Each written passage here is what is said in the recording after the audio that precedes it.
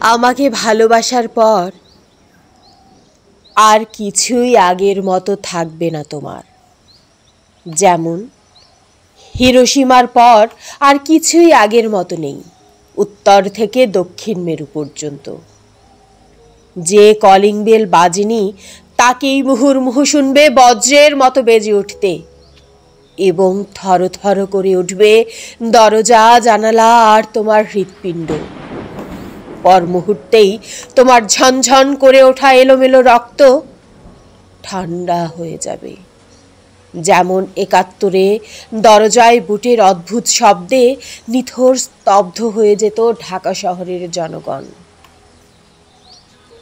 আমাকে ভালোবাসার পর আর কিছুই আগের মতো থাকবে না তোমার।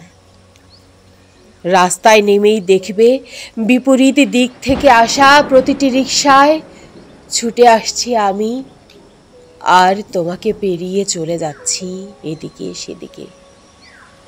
তখন তোমার রক্ত আর কালো চশমায় এত অন্ধকার যেন তুমি ওই চোখে কোনো কিছুই দেখোনি।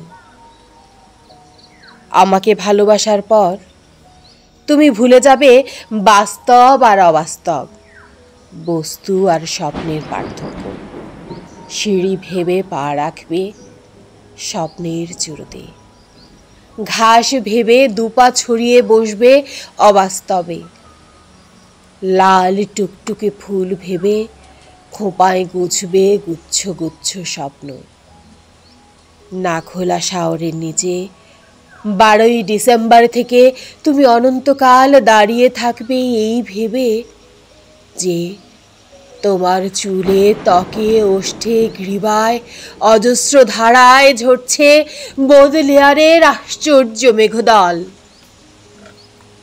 তোমার যে ঠোঁটে চুমু খেয়েছিল উদ্যম পরায়ণ এক প্রাক্তন প্রেমিক, আমাকে ভালোবাসার পর সেই নষ্ট ঠোঁট খসে পড়ে সেখানে ফুটবে এক অনিন্দ গোলাপ।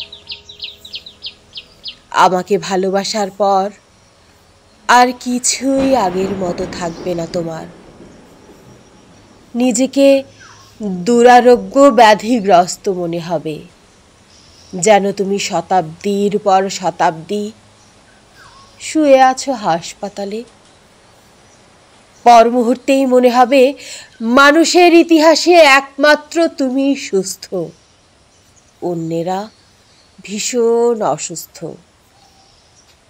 শহর আর সভ্যতার ময়লা স্রোত ভেঙে তুমি যখন চৌরাস্তায় এসে ধরবে আমার হাত, তখন তোমার মনে হবে এ শহর আর বিংশ শতাব্দীর জীবন ও সভ্যতার নোংরা পানিতে একটি নীলিমা ছোঁয়া মৃণালের শীর্ষে তুমি ফুটে আছো নিষ্পাপ বিশুদ্ধ পদ্ম, পবিত্র অজর।